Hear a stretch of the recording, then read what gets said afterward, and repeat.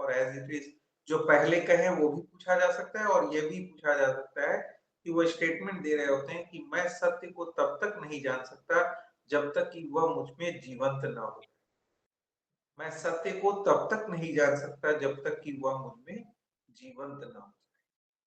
अगर कोई मैं किसी सिचुएशन में किसी चीज को झेल रहा हूँ, जैसे मान लीजिए कि आप लोग देखे होंगे कि फिल्म इंडस्ट्री में जो लोग जाते हैं वर्क करने, उनका बड़ा एक्सप्लॉयटेशन होता है, उनका बड़ा शोषण होता है। आप लोग सब लोग जानते हो कि वहाँ शोषण होता है बहुत लोगों को। कोई एक्टर चलने जाता है, उसको काम दिलाने के लिए उसका शोषण किया जाता है, अनेक प्रकार से किया जाता है।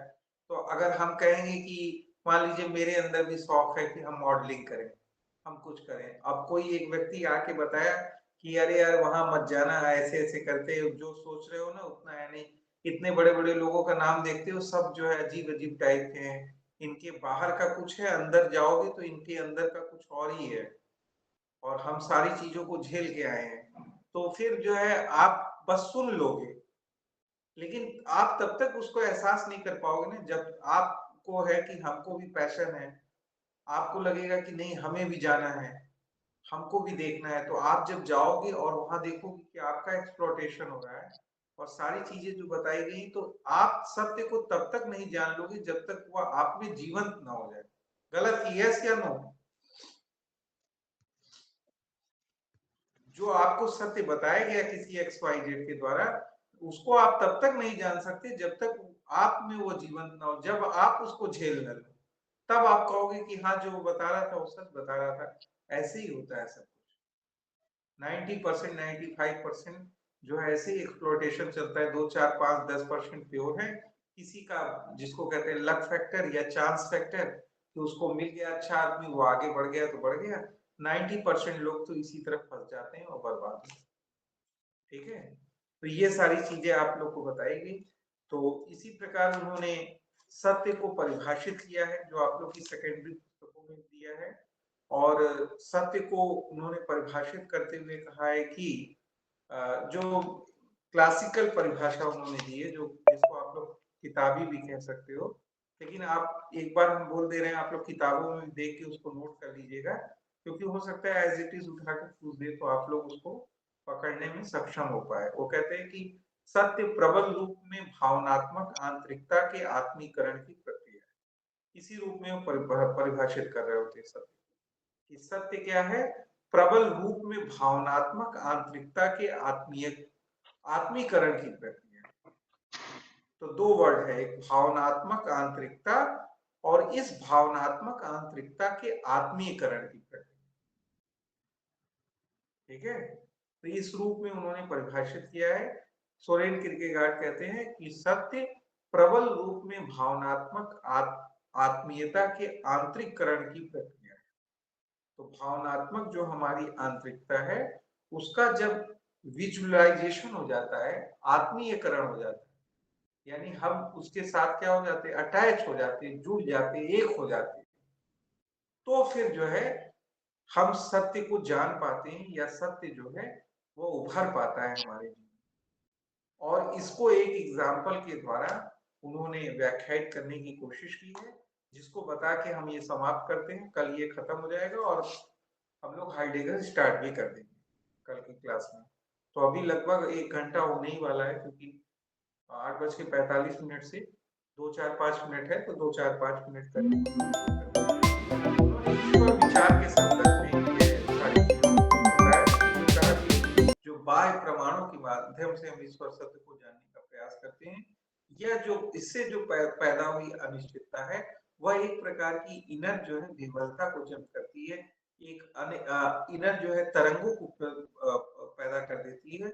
और जब इन्हीं आंतरिक विवलता पर प्रबल रूप से भावनात्मक प्रभाव होता है, यानी इमोशनल जब फ्लोज बनते हैं इस आंतरिक विफलता पे, तो इसमें एक प्रकार का क्या हो जाता है, ठहराव आ जाता है।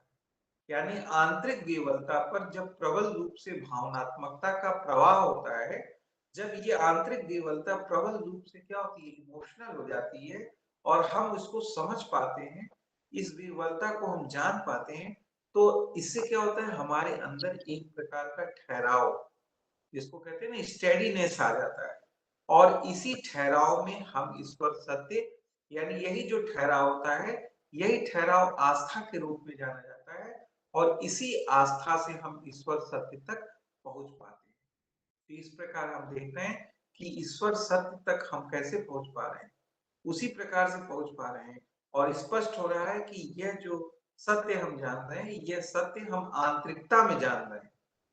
बाह्यता में हम इस सत्य को नहीं जान पा रहे हैं, क्योंकि जो सत्य है उसकी तो कोई अवधारणा ही नहीं है। इसलिए अवधारणाओं के रूप में हम इसको नहीं जान सकते। इसको हम जी सकते हैं, इसको हम फ़ील कर सकते हैं, ठीक है?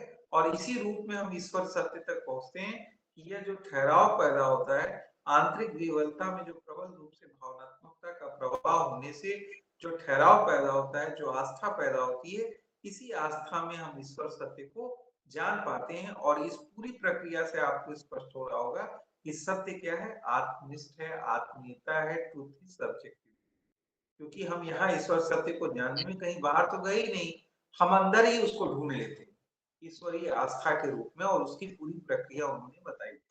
और ये जो प्रक्रिया हमने बताई है ना, बिना देखे बता रहे हैं, आप लोग ही जब समझ जाओगे तो इसको बिना देखे बोल पाओगे।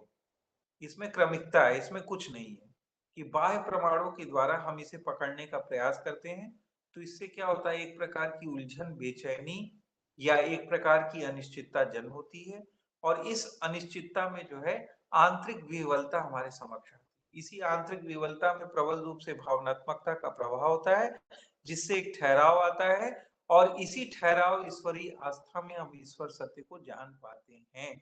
स्पष्ट है कि ट्रुथ क्या है? सब्जेक्टिविटी है, आत्मीयता है, आत्मनिष्ठता है। बाह्यता में हम इसको जान ही नहीं पा रहे हैं, क्योंकि इसकी कोई अवधारणा बनाई नहीं जा सकती। सत्य को जिया जाता है और सत्य को हम क्या करते हैं? जी सकते हैं और तब तक नहीं जान सकते जब तक वो हमारे अंदर जीवंत नहीं हो जाता। और जो क्लासिकल परिभाषा भी दी है, वह परिभाषा भी यहाँ पर ईश्वर सत्य को जानने पर लक्षित हो जा रही है कि प्रबल रूप से भावनात्मक आंतरिकता के आत्मीकरण की प्रक्रिया है। तो यही हमने कहा कि जो आंतरिक विवलता में जब प्रबल रूप से भावनात्मकता का प्रभाव होता है तो क्या होता है? ठहराव हो जाता है और यही परिभाषा में भी कहा गया है कि प्रबल रूप से भावनात्मक आंतरिकता के आत्मीकरण की प्रक्रिया। तो जब ठहराव होता है तो इसमें आत्मीकरण हो जाता है और आस्था पैदा होती है और इसी ईश्वरीय आस्था में हम ईश्वर सत्य को जान पाते हैं। तो आज हम वाणी को विराम देते हैं आप लोग को। तो आप लोग स्वस्थ रहें, मस्त रहें, पढ़ते रहें। जय हिंद।